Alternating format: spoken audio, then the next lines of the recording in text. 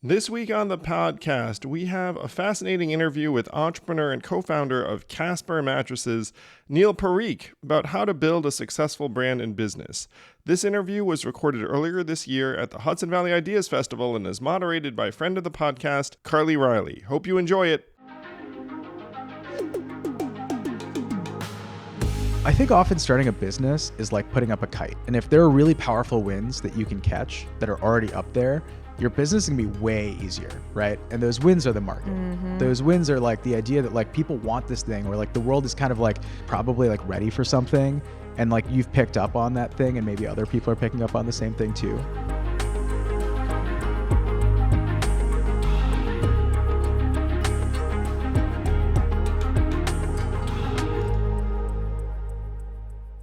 I'm sure everybody here is familiar with Casper Mattress or has heard an ad for Casper Mattress or may even have a Casper Mattress. But I think what is so interesting and what folks may not realize is just the degree to which y'all really redefined the mattress category with Casper in a number of different ways, from distribution to marketing. Like everything y'all did was frankly different than how the mattress industry had run previously. So I'd love maybe to just have you give folks an overview of when you were starting Casper, how it came to be, and how you thought about reinventing the model from the top down, and just really explaining that for folks. Well, first of all, thanks for having me, and excited to be here. The funny thing about the mattress industry, maybe 10 or 15 years ago. Not a sentence I would have expected to hear. I didn't think I was going to say that either. And this was not a category that I ever thought I was going to get into. So my story was I was in medical school before, and I was supposed to be a doctor. About a year in, I decided I hated it, and I was like, I'm going to go do something else. But I didn't want to tell my parents the truth. So I told them I'm going to take a year off, and I'm going to move to New York, and I'm going to go try to start some fun things with my friends from college. So we tried a bunch of different projects, but one day I happened to be sitting in a co-working space next to somebody who was telling me that he used to sell mattresses online from his dorm room. I'm like, that's a dumb idea. Who would ever buy a mattress on the internet? Like, don't you have to try it, But we spent a bunch of time together. My dad's actually a sleep doctor. And we realized that there was this opportunity because back then you'd basically have to go into a store and negotiate with somebody, right? It was kind of like buying a used car. You'd often go in and the mattress companies, they weren't exactly like your best friends. They would sell the exact same product in 3 different stores and have different labels and tags and stuff on them, but basically it's the same product. And then they'd give you that lowest price guarantee. You can't find this anywhere else, because you literally can't find this anywhere else with the same tag.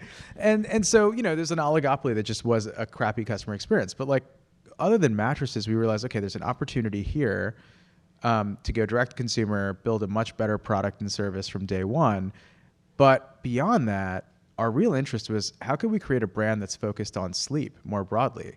Because we were exiting that era of let's work as much as possible to the bone. Wellness is becoming a lot more popular. We're drinking green juice. We're thinking about our sleep. Was this the Ariana Huffington era, sleep era, or did she come a little later? She came a little bit later, yeah. But it was all around the same time period where I think people were finally saying we should take care of ourselves, right?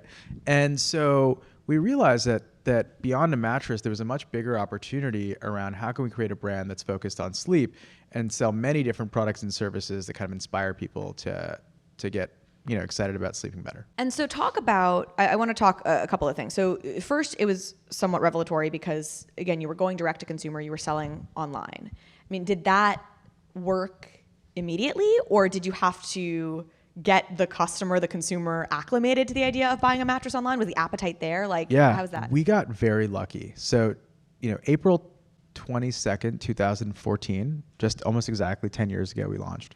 And we thought we'd only bought 30 beds because we were like, okay, no, who's going to buy this stuff on the internet? And when we launched on that day, we ended up selling $100,000 of product in the first day and $1 million in the first month and $100 million worth in the first full year of business. Oh my gosh. And honestly, we were not prepared for that. And so it was partly engineered in the sense that we did do quite a lot of marketing and PR and getting people excited by it. But really what it was a testament to is that I think people were so frustrated by the previous way of doing business. number two, we'd had very simple messaging. Our whole pitch was like, you don't need 27 different models, right? My co-founder had worked at IDEO, the design firm. They'd done a bunch of work for other mattress companies. And what we realized is that when you're on a mattress showroom, a lot of the reason they have, or just any physical store oftentimes, the reason they have many different models is because the more units you have on the floor, the greater the likelihood that somebody's going to pick your product versus somebody else's. It's not necessarily that it's just like the best product for everybody. So we started interviewing people and doing our research, and we realized when we gave different beds to different people, almost everybody gravitated towards the exact same model, which is like a medium firm mattress that had this, particular makeup. And you're like, oh, that's funny. Like, people tell us you need like 18 different configurations, but actually if you don't tell somebody like what they're getting, they all gravitate towards the same thing. Why? Because like, actually it turns out, generally speaking, a medium firm mattress, memory foam and latex and stuff is a great product for almost everybody. So we said, okay, what if we just launch one product, right? There's only 6 different sizes.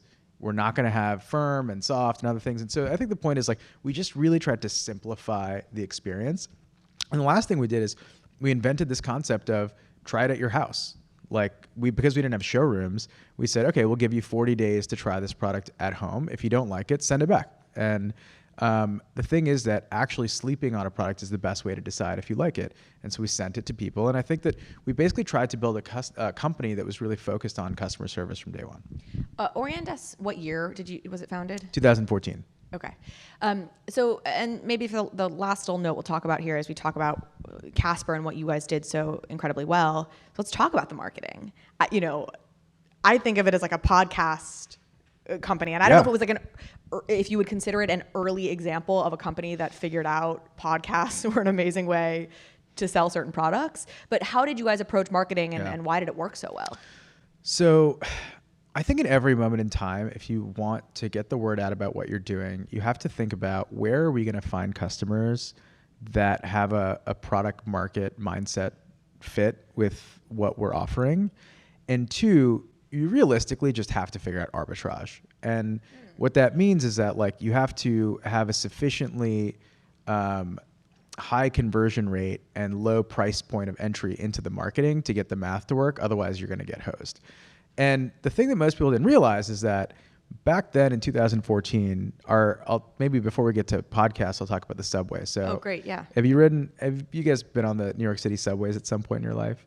Okay, so 2012, 13, 14, nobody advertised in the subways. Okay, the people advertising in the subways were like the pimple popping the dermatologist or whatever, Dr. Zizmore. I mean, it was like abysmal what was going on in there. But what we realized is, okay, what if we actually did something really cool where we took over the whole train and we made like puzzles and games and like things, because like you're stuck on this thing for half an hour. If you're commuting, we might as well make it a fun experience. And so we negotiated with the MTA and we said, okay, we're going to buy half of the whole train car and we're going to put up this crazy advertising. And they were like, yeah, okay, nobody else is advertising. You can do whatever you want. And so we got these really cheap rates where we would start experimenting. And then we realized, oh, interesting. People like these things. And so we started kind of getting crazier and crazier with some of the advertising. How did you know people were liking them? Was that in there when they would order, they would say online they saw it on a Subway ad? Yeah. And then we'd put like a little promo code that says, use code Subway for $50 off or something. Now, the thing is that internally, we were a bunch of math nerds. And so part of the reason when you see these like promotional codes everywhere, it's partly because you want to give the customer a discount, but really it's because we have a bunch of spreadsheets on the back end saying, okay, where did you hear about this? What's working and where should we keep spending money?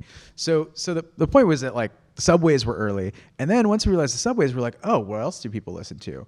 Well, before we actually got to podcasts, it was radio. Now, the thing is that we were like a direct consumer company. I had not listened to the radio in a long time. But what we realized is that there's amazing radio hosts all across America. And when they do endorsement advertising, which is like, they get on and they talk about if they really like a product. So we started seeding some of that. And it did remarkably well. And it was also super cheap because startups were not advertising on the radio in Oregon, like we just happened to like figure out these niche opportunities. And so a lot of it was really thinking about how can you get outside of the box to get the math to work, and then also do brand activations that are really interesting and fun. Like we did a partnership with Uber in the early days where we built these trucks, and in the Uber app, you can call one of our like mattress mobiles that would like come to your house, and then you could go take a nap inside of it, and it was like a fun experience you could do.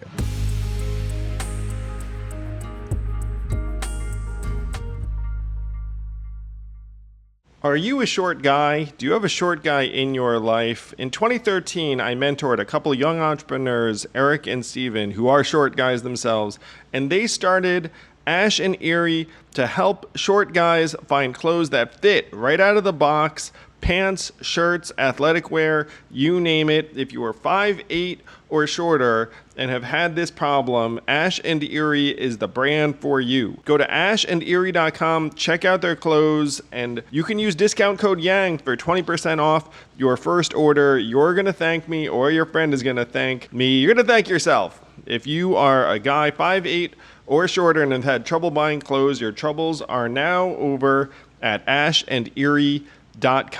Discount code YANG.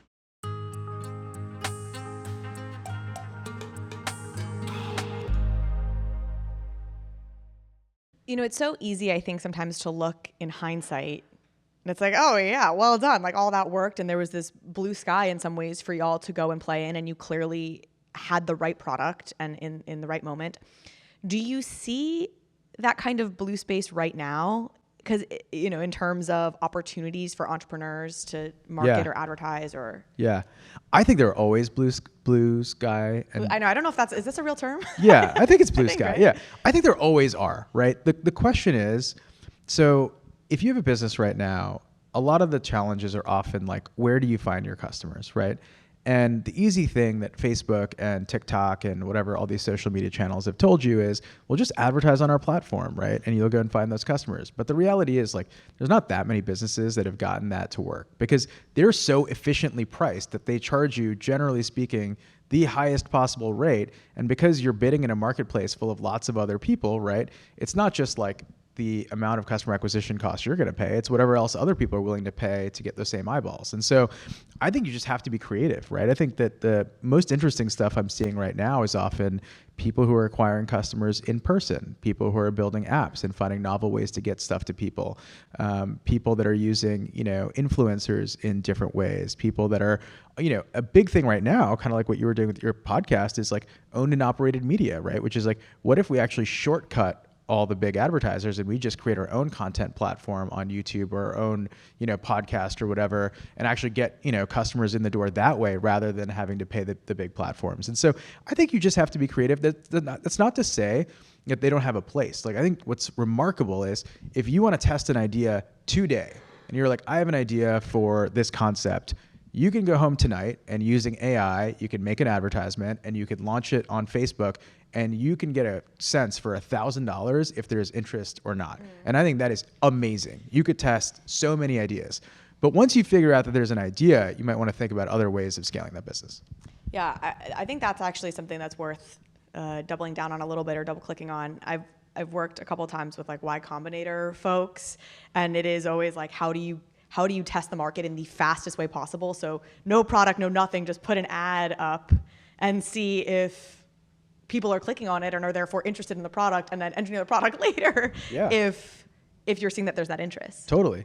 And the thing is, I could see it going either way, right? Going back to the early days of Casper, there was so much pressure around like wanting to do scientific marketing. Like, should we A/B test for advertising? Should the brand colors be purple or blue or white? Well, what if we try 16 variants and just, see which one clicks? And the reality is, a lot of it we went with our gut because you can A/B test everything, but I think taste is really important and you have to put your best foot forward on something. And so as it connects to what you were just talking about, is that like, I think there's a time and place for both, right? If you have an idea, it's really valuable to test and sometimes build that funnel and think to yourself like, actually a lot of people are clicking on this messaging. Maybe there's something there, right? And that's amazing. But I also think that like you have to kind of sit and do the hard work of sitting with the discomfort of figuring it out on your own first, right? Around like, what's my best first point of view on where I should start? And I think that's something that, we could talk about AI and stuff later, but like, Yeah, we will. AI is a good generative tool for brainstorming, but I actually think humans are really good at, taste and having that like first place to start. I want to talk about one fun early Casper story that I think I heard around. You talked about there was all this demand that immediately that very much outpaced y'all's expectations, and sort of what you did in the early days when you realized we don't have enough product for all the demand. Yeah, so the first 2 or 3 years, we were consistently always out of stock. And that's a good problem to have, of course. But the problem actually was that like people were just always pissed at us because the funny thing about the mattress category is that Again, you don't. Funny thing about the mattress category. Yeah, it's a sleepy category, It's, but it's you don't buy the product. Okay, so in my head, I'm thinking like, nobody needs these. You don't buy a mattress the same day, right? Like you're obviously buying this thing a week or a month ahead of time. Everybody buys it at the last minute. Okay. Nobody is planning ahead of time. Like it's almost always like I'm moving. I've already moved into my new house, or I've left somebody else's house and I'm moving into a new place. And then you think to yourself, I need a bed. How am I going to sleep tonight? So you go to the mattress store and you're like, I need something right now. Okay, so now fast forward to the Casper experience. So we ended up launching same day delivery in a bunch of cities, which was great. And actually same day delivery at the beginning, this is an example of hacking it. We didn't have a same day delivery service. We just put on our website, call us if you want same day delivery. And then one of us would just jump in an Uber with the mattress and drop it off at your house, But we made it seem like it was a much more sophisticated enterprise. It was actually just UberX and like us. And if we got to their house, and this actually happened once, there was a reporter for GQ, and he had ordered a mattress, and I'm thinking that, he wasn't going to write about it, but I was like, okay, if I'm going to drop it off to this guy's house, I better like do it myself and have a really good experience. So I get to his house, and he lives in a 6-story walk-up, and this mattress is 80 pounds, and I'm like, oh man, this guy better write a good story about it. But so, I think it's all about like that experimentation and listening to your customers and actually figuring out, what it was. Okay, so sorry. No, you go. All right. So then finally what ended up happening is we ended up realizing, and we kind of realized like we knew we wanted to have great customer service up front, but we learned along the way the things that kind of create that, right? So we had a little button at the bottom that says chat with the founders. And what would happen is you could chat and you could essentially talk to us because we didn't have customer service people. It was just us, and it would like ring our phones and you could talk to us. So all the time people would, start calling in or chatting with us and talking about their problems. And we'd hear these like crazy stories they would have. And that's when we realized, wow, everybody doesn't have a place to sleep. And so if we were delayed on shipping them a mattress, we said, okay, you know what? As a policy, we're just going to ship you an airbed. And so if we were, delayed by 3 or 4 or 5 days or a week or something, we'd send you an airbed. So how do we send you airbeds? We got an Amazon Prime account, and we would mail people airbeds from Amazon Prime. Now, the problem is we had so many delayed mattresses that Amazon thought we were reselling these airbeds and kept shutting off our accounts because they were like, why are they ordering hundreds of airbeds to send to people?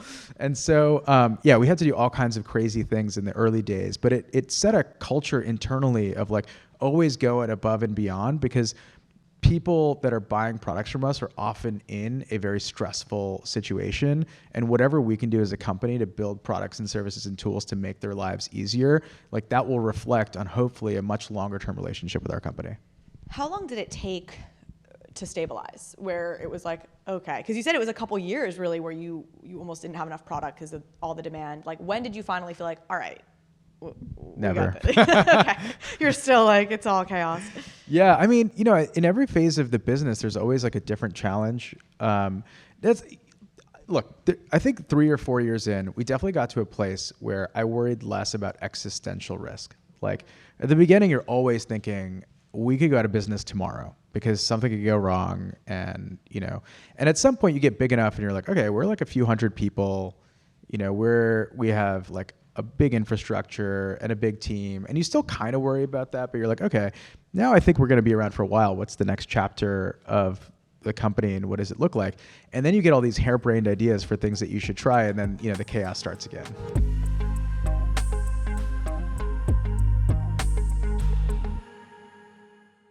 Hey all, if you know me, you know I'm not that handy in the kitchen, and I have become a huge believer and booster of Factor. Factor's delicious, ready-to-eat meals make eating a joy. It's so fast, you just pop that thing 2 minutes later, and you are eating a restaurant-quality, healthy meal, making you feel excellent about yourself. My favorite is the turkey chili with zucchini, and there is so much more to choose from. You never get tired of it. It fits any budget. It's fast, healthy. It is going to be the new Factor in your life. Yes, I'm a fan. Head to factormeals.com/yang50 and use code yang50 to get 50% off your first box and 2 free wellness shots per box while subscription is active. That's code yang50 at factormeals.com/yang50 to get 50% off your first box. Get Factor today. It's going to change the way you eat.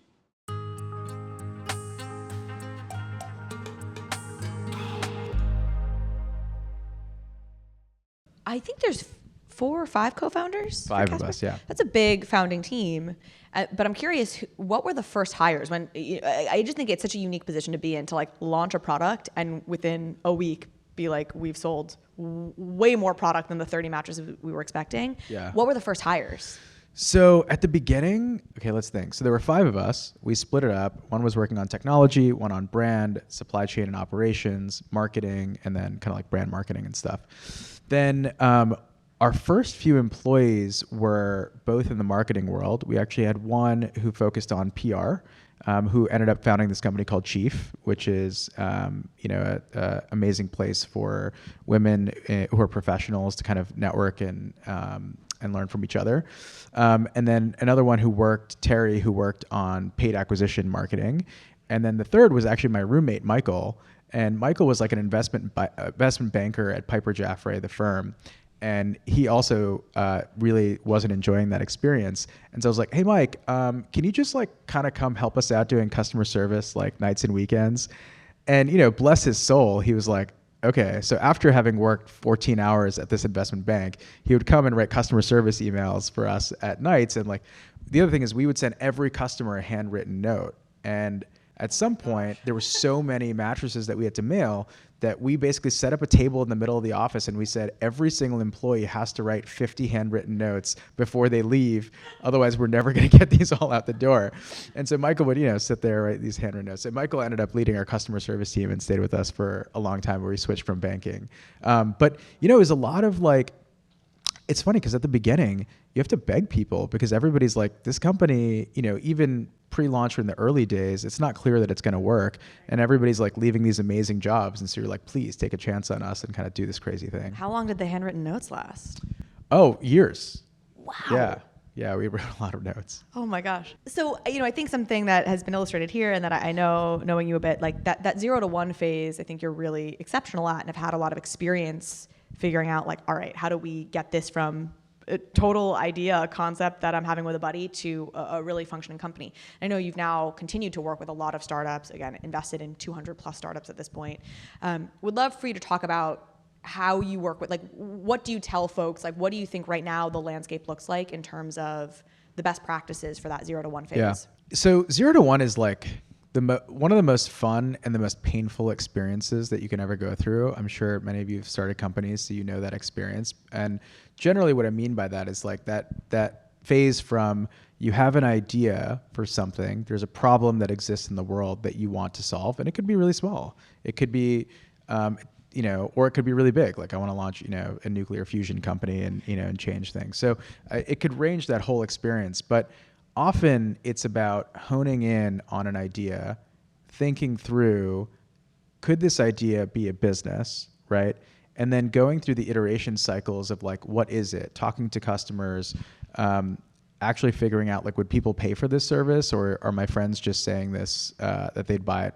There's this idea called the mom test, right? Which is like, you have to get it to a place where it's like, if your mom says yes to everything to you, like you have to kind of like get past that point, right? That it's a good idea. So I'll give you a story. Like one of our early employees started, actually probably was our second or third employee at Casper, was in the customer service team, a remarkable human being. And I was like this guy's going to do something special one day. And right after he had left Casper, probably 4 or 5 years in, he said he wanted to start a company, and he had moved to Spain for a while and had fallen in love with the culture. He had met a Spanish girl, and he was like, I want to start the Italy of Spain. Okay, interesting. He's like, I want to bring Spanish culture to the United States. Okay, cool. So we'd go on walks and we talk about this thing, and he's like, okay, like, is it a location? Is it food? Are we gonna import all this stuff? I'm like, I don't know. It sounds really hard to open an Italy of Spain, but like maybe you should like keep working on like maybe there's another idea here. And so over time, what he realizes, okay, the thing that he really loved was the olives, and we realized he had a passion for cooking. And he had said, what if we actually bring really high quality Spanish olive oil to the United States? And that kind of fit a lot of interesting things for him because he was obsessed with figuring out how do we get people healthier? How do we bring an element of Spanish culture that's generally untapped for people? So we said, okay, that's kind of interesting. Like there aren't that many brands that are around olive oil. Maybe there's something there. But then he kept refining this idea. And one day we're sitting in a kitchen and we're with one of our chef friends. And we realized that chefs actually put olive oil in squeezy bottles. They don't put them in glass bottles because when you're in the kitchen, you use a squeezy bottle. It's much easier to use. And we said, what if we had olive oil that's in a squeezy bottle? Because then everybody would keep it on the countertop. They'd use it a lot more. And actually, we'd feel better about it because the more you cook your food in olive oil, the healthier you're going to be. And so we actually launched the first, it's called Graza. I don't know if you guys have ever tried it, but it's one of the first olive oils that's in a squeezy bottle. Nice. Endorsement. And it's actually done remarkably well. And so, but that process of getting from a place of where you have an original idea, or at least a hint of an idea, to eventually where you go to, and now they just launched like potato chips and stuff, and which are delicious. But it can often take a few different iteration cycles of like talking to people, checking the idea, honing in some more, backing up, thinking about it. And those are the parts that often people don't talk about. Yeah, what's so interesting, what's coming up for me is even the way where I started this, in hindsight, I look at Casper and I was like, oh, great, you had this insight about how poor the customer experience was in terms of mattresses or how bad the distribution model was. And you're like, no, we just wanted to work on sleep. Like we had this much bigger picture idea. And it's sort of the same thing here. You could look at Graza and be like, oh, the insight was the squeezy bottle. But the insight actually started with just like Spanish culture, like these kind of bigger ideas that then get honed into something tangibly and tangible in a product. I think you're right. I think though that like that would be giving us a little bit too much credit in a way, because sometimes I think that you both need a big idea, but frankly, it's kind of why sometimes investors talk about the market being so important. And I never really understood it until many iteration cycles later, where I was like, oh, I think often starting a business is like putting up a kite. And if there are really powerful winds that you can catch that are already up there, your business is gonna be way easier, right? And those wins are the market. Mm-hmm. Those wins are like the idea that like people want this thing, or like the world is kind of like ready for it. And I think that's why you see some of the fastest growing businesses are often like, it's not that they were geniuses. Often the same idea might be in the water in many different places. And it's why you see like, whether it's scientific invention or great businesses, like why are there a few of them that have a similar idea that often start around the same time? It's usually because like the world is probably like ready for something, and like you've picked up on that thing, and maybe other people are picking up on the same thing too. Well, we talked a little bit before, I have a mother who's a big olive oil person, and, has been calling me for years being like, it's all fake, like the olive oil, they're cutting it with canola oil. So I've been kind of aware of olive oil from a totally different, again, not the reason that this new olive oil category or, why Graza was started, but again, is sort of wind at your back that there's people who are concerned about olive oil for a variety of different reasons, and you're solving that problem across all of them. Yeah. So maybe talk a little bit about what the process was like for this individual in terms of going from, okay, I want to start Spanish Italy to the olives. Was that conversations with you? Was it him? Is he journaling? Is he just thinking about the problem really hard? Like, how do you go from this really big idea to distilling it down to a product? I think it's all of the above. I think we had a great relationship. We'd go on walks, and to be fair, all the credit goes to the founders of that company. Like I was lucky enough to be helpful on the sidelines. But my point was actually that like when you have an idea, and then I think it's really important to actually talk about your ideas out loud. So it's something that I've really struggled with over time, because even when I've had ideas, it's been sometimes hard for me to share those with other people, because I'm like, it's not fully baked, right? And last night I was talking to somebody at our dinner table who was talking about the amazing thing about being a comedian is that you kind of have to go up there all the time and just like share unbaked ideas. And I actually think that's great. Like, you hear the stories about Steve Jobs, who's always out there pitching ideas. And so I think it connects to what you said, because that helps you kind of refine what's going on, right? It doesn't mean that people have to like your idea, but you will start, like honing in, especially if you're in a consumer business where you're going to sell to other people that are like you, like, oh, interesting. Like, maybe that's a real problem. Maybe that's not a real problem. Maybe actually they have this different problem that I should work on. So there's a lot of thinking and talking. And then at some point you just kind of have to decide to do it. And there's this like threshold, right? A lot of people ask yourself like, okay, but like, how do I know that now is the time? Like, how do I get the confidence that like I should do it? Like, and do I need investors to go and do this, right? Or do I need other people to go and do this? And the answer is sometimes you need investors, and like, it's great to pitch people. And I think a lot of times these days you don't, right? You could start, a lot of the greatest companies were not started by, venture capital from day one. They're started because somebody had an idea and they just kind of got started and started proving it out, and then later figured out the financing and stuff. And so I think the most important thing is just to like kind of get out there and get started. Did Graza pay for some Facebook ads and see who clicked on it? I don't think we did. I think we just had a strong hunch. Now, I think that perhaps in both Graza and Casper, where there was a packaging innovation that was a bit disruptive, it was very helpful, and we didn't realize it until later that sometimes, form factor innovations in CPG can be very powerful, because you remember like Go-Gurt, when you'd like drink this like yogurt out of like, yes. What a weird concept, but it crushed it, right? Because Except for it always would cut. It would kind of cut my mouth. Like somebody should have form factored innovated on Go-Gurt. I know. On the Go-Gurt form factor innovation. There's an idea out there. Somebody? Right? Somebody figured this out. And so, I think that sometimes you just have to have a gut instinct, and then start getting out there and try it.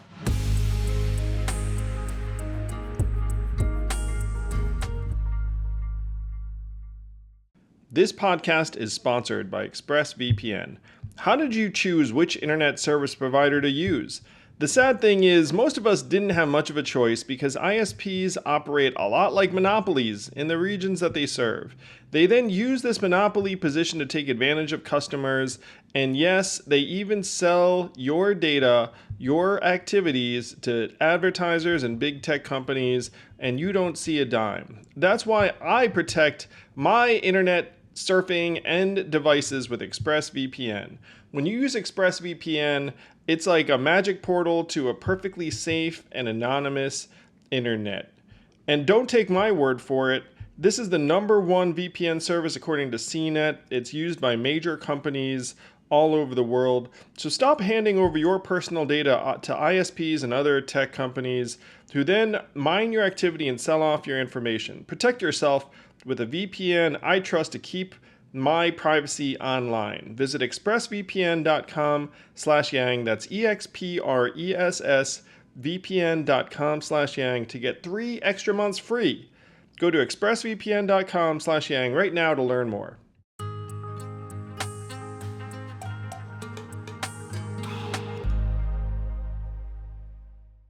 So let's talk a little bit about what you're up to now, and then we'll open it up to audience questions. So I know, I almost hate to say it, but AI, right, is sort of where it feels like everybody who's an entrepreneur right now has to be thinking. Yeah. And I know you're playing in that space as well. So talk to us about what you're working on and what you're thinking about. Yeah. Well, I'll tell you a little bit of the journey. So I became fascinated with AI last year when GPT-4 came out, and frankly, I had never really thought about it before. But the thing that had occurred to me was that there's so many people involved in running a business. And that's amazing. It was like my favorite part of working with a huge team. But actually, like, the coordinating people starts to get very hard and complicated over time. Like when we went from, and like when I was like 25 or 26 helping run a 500 person company, it's like we had no idea what the heck we were doing, right? And like also we were working with mostly 23-year-olds who also have no idea what they're doing. So it's like the blind leading the blind oftentimes. But so the cool thing about AI is that I think that it has this ability to give people superpowers. Like when I first used ChatGPT, and I'm like, whoa, like this is incredible at figuring out how to like unlock this thing in my brain of having like a sparring partner and stuff. Okay, so how it fits in, I want to talk about what I'm doing, but one of the things that I'm very interested in aside from that is that when it comes to small businesses and entrepreneurship, I think one of the best use cases for AI is going to be, how do we help smaller teams scale larger businesses? And I think what's going to happen is, like, for a while I was living in Austin and I wanted to start a company related to helping small businesses. So I went and talked to like dozens of small businesses. And I was like, okay, like, how do you do your marketing? Okay, what marketing? Like, if I have a pizza shop, they're not running Facebook ads most of the time. Why? Because actually it's really hard to like create the copy, create a Facebook ad, check on if it's performing well. And I was like, so you're telling me there's no way for you to just like type a message that says like, I'm having a slow Friday. Can you spend $20 or $50 to drive more traffic here today? And they're like, no, there's no way to do that. I'm like, that's going to happen though, right? We're getting to a place where actually, like, if you run a restaurant and you're sitting there actually, you know, looking at the menu and then thinking about, okay, how much food do I order? And then how much waste have I had over the last week? And then, you know, what's the weather look like for next week relative to last week? And how much food should I order? And you're doing all this math in your head. Like, we're going to have an AI system that can do all that stuff for you so you can make your business more efficient. Right? And those are often things that, like, I don't want to do anyways. Like, they're not necessarily things that people exactly want to do. Now, I also think the flip side is there is real reason to be worried about the changing, you know, world order when it comes to like what happens to all of our jobs, right? Right. Like, we say like, oh, smaller teams are gonna run larger businesses. It's like, what does that mean? Yeah. Practically, that means other people aren't working there anymore. Yeah, exactly. And so it's unclear how the narrative gets written. To me, the positive narrative is, what if we had more small businesses? Like, I love small businesses. To me, like, when I go to a restaurant and the owner is there, the food is always better 100% of the time, right? They're putting their love into that thing versus going to like a chain. There's nothing wrong with chains, but like, it is a different experience, right? And so like, maybe it's because I grew up working in my grandfather's store on like the Rutgers campus in New Brunswick, and like, he was there every single day and all the people in the community knew him. And if like somebody didn't have, like, if they didn't bring their wallet, he'd be like, yeah, don't worry about it, come back tomorrow, right? 7-Eleven's not letting you do that. They're like, you know. And so maybe there's a world in which a positive version of this is that like, people don't have to work for other people. Maybe people will start more small businesses and do other things. And so, you know, I think that the story remains yet to be seen what happens, but I think getting, you know, using these tools and figuring out how to scale what you're doing, there's going to be something powerful there if you can lean into it. All right. So the second question is what I'm working on. So I realized that I had a big interest area from sleep into mental health. And, you know, we have obviously a mental health crisis here in the United States and around the world. There has been an enormous uptick in the mental health challenges for people. And so I started thinking about, what if we could use, you know, AI to actually help people with their mental health? And so we're still in the early days, but we're doing research around, you know, what are tools that we could use around either helping therapists or helping build, you know, tools that can help people make sense of the world over the next 10 and 20 years as things are changing. All right, folks. Well, let's start maybe teeing up some questions from the audience. First question is, what level of consultancy do you need to do with a patent attorney if you're coming up with something like a mattress that is in a huge field competing with other mattresses? So we did some. Luckily, we were in a category in which the innovation that we wanted to have at the very beginning, which the core thing we came up with was that originally people had sold memory foam mattresses. And the problem with a memory foam only mattress is that it often feels like you're getting stuck inside of it. You remember those old Tempur-Pedic commercials where like somebody's walking and there's a wine glass that doesn't move, and you're like, is that really what you want? Like, that would not be fun to have. Sleep, sex, other things, you know. It's so we had figured out that you could use latex and memory foam together, and the reason it hadn't been done is because the factories were not designed that way. Memory foam factories made memory foam, latex factories made latex, spring factories made springs, and they didn't want to, you know, cross combine. So people had not done this strategy before, and we did a little bit of consultation. I will say though that like there's something brilliant about the naivete of like not really knowing that that's something that you need to do, because we kind of just did it, and then eventually realized later, okay, thank God this whole thing is not super patented. So I think it's worth, you know, a lightweight check. That said, I will say, you know, the problem often with IP, and maybe we'll talk about the other side of it too, which is like, how important is it to own a patent on what you're doing, right? And if you own a patent on what you're doing, often it's challenging because like to defend that patent costs money. Like you've got to spend money to sue the other person and hope that you have more money than they do. And so often this ends up being a, big dog, small dog fight between organizations, and then you settle somewhere in the middle. And so I would say that, IP can certainly be a very important part of what you do. But yeah, we didn't spend that much time thinking about it until later. I know you have a follow-up, and I want to get to your follow-up, but on this, because I have thought about, like, I know you sent one of your early mattress prototypes to your first big investor. Oh yeah. Where did the money come from to build them? Like, how did you at 23 be like, oh yeah, I'm gonna make a new mattress? Like, how did you guys? Yeah. Okay, so at the beginning we had no money, and we had credit cards, but they had relatively small limits, and so we had found a factory in Atlanta, and we flew there. At the beginning, it was just like, can we convince anybody to work with us? And almost all the factories said, no, this is a dumb idea. It's never going to work. And so we finally found one factory. And then we went to that one factory, bless them. They actually ended up making quite a lot of the samples for us on their own dime, because they kind of like believed in our story and what we were doing. And they were like, yeah, it's okay. You could pay us back later. And I'm like, oh man, I hope there is a later, but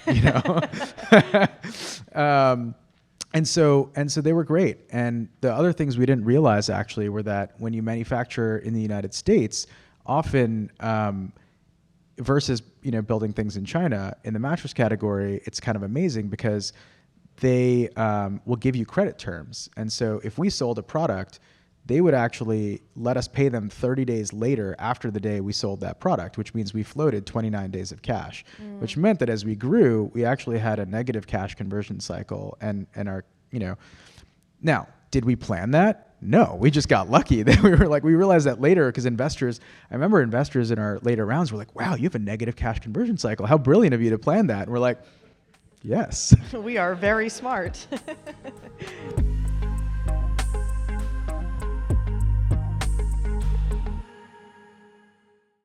This podcast is sponsored by Helix Sleep. This year, what are you going to do that's going to make your life a little better? Maybe, just maybe, you should upgrade your mattress, because that's going to help you sleep better. You're going to be able to attack the day with more energy, vitality. It might even keep you healthier.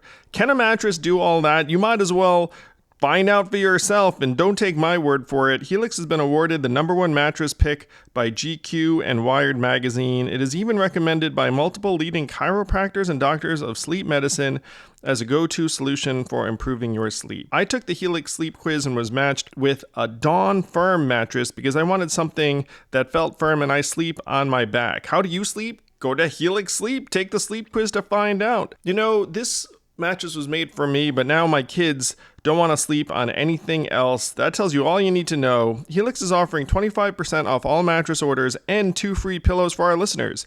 Go to helixsleep.com/yang. That's helixsleep.com/yang. This is their best offer yet, and it won't last long. With Helix, better sleep starts now.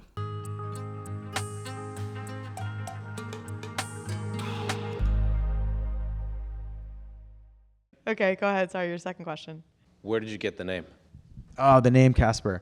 Okay, so originally our business was called Dukes. And, okay, you want to know why a Duke? Yes. Because why are mattresses named after queens and kings?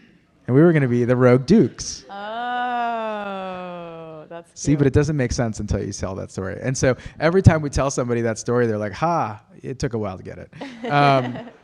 And so we originally were named that. And then we had hired this branding agency that was terrific called Red Antler, based in Brooklyn, and spent a bunch of time with them. And we thought of like 200 different names, and we just couldn't align on one.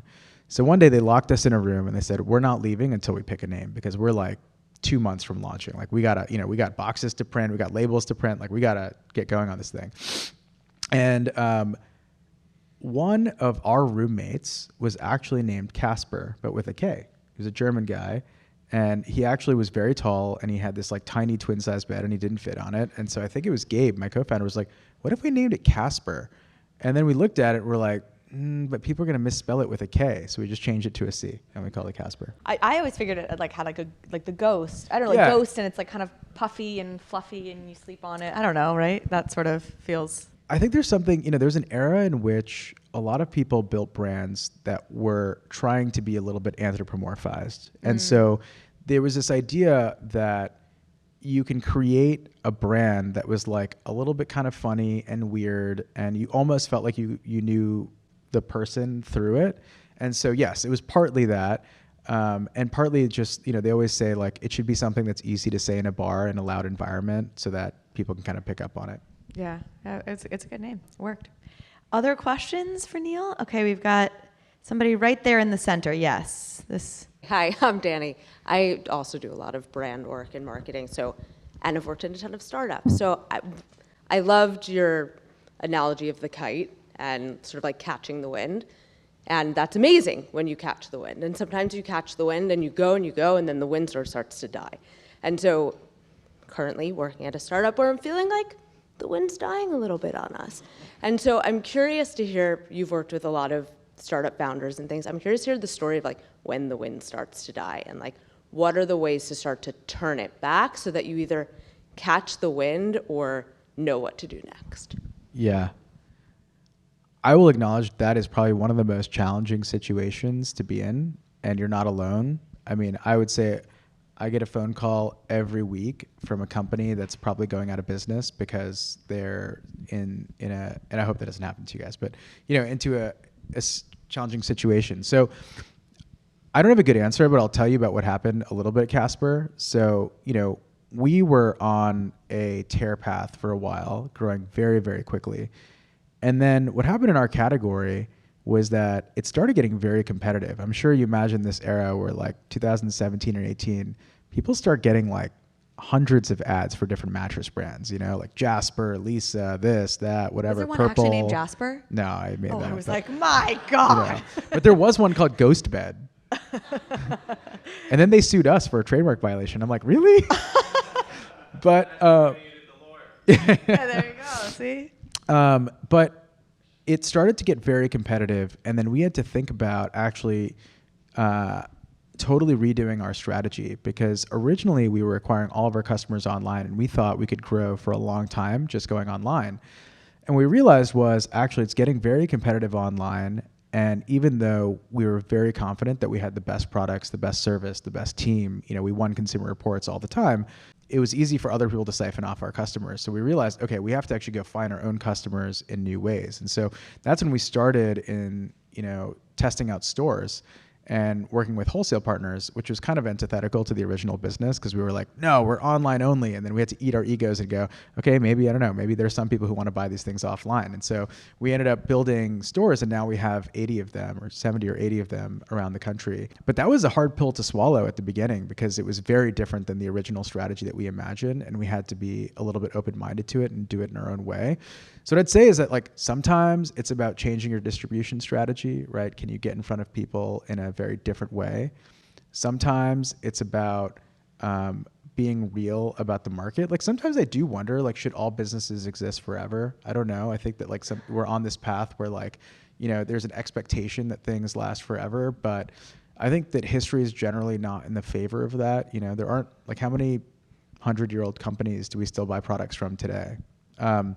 And so I think a lot of it is like, to me, the point is we have to keep reinventing ourselves, and not, I don't think that it is a like God-given right to exist as a business. Like customers are giving us their hard-earned cash. And so like we have to figure out how to keep delivering that value for them. And in a world right now where like everybody's hurting a little bit, right? Inflation is getting higher. Things are more expensive. People feel like they have less money. Mortgages are really high. And there's more pressure on people. And so like, I think that's partly what we're feeling as businesses, is that like the same value prop is probably not holding as true anymore, because everything else is harder. And so either their expectations have gone up or there's more pressure on people. So I think it's just like, it's like we have to find more and more creative strategies, right? Find customers in different places, change the size of your team, reinvent. And sometimes it's hard because it feels like spaghetti. Like I've been in that place where it's like we're throwing 50 things at a wall and hoping that one of them stick. And that is extremely uncomfortable, and it feels like super chaotic. And I think that there's some validity to not trying that. But yeah, it's hard. When do you know when it's time to say, okay, maybe it's time to shutter this business? Well, I think as a founder, what's really hard is that it feels so personal sometimes. You know, you may have worked on something for a long time, and it may be connected to your persona and your identity, and your friends work there, and like, you know, it's connected to all this other stuff. And I had closed a company before, and I remember the night before, I couldn't sleep because I was like, oh, I'm going to tell my investors tomorrow that we're shutting down, and I lost most of their money, and it sucked. And my biggest lesson from there was actually when I did that, almost everybody, and I was very lucky to have great angel investors, was like, cool, yeah, no worries, like, it's all fine, like, let us know when you start another company. And I remember I had been so stressed about it for like weeks and weeks, thinking like, this is the end of my life, I will never do anything again. And hopefully if you have good investors, you realize like this is a long-term thing. You will try many other things in your life, and hopefully like you don't need to kill yourself for other people. Like if you really feel like you're not at the, you know, like you're at your wit's end, like, you know, shut it down and try something else. Thank you to Neil.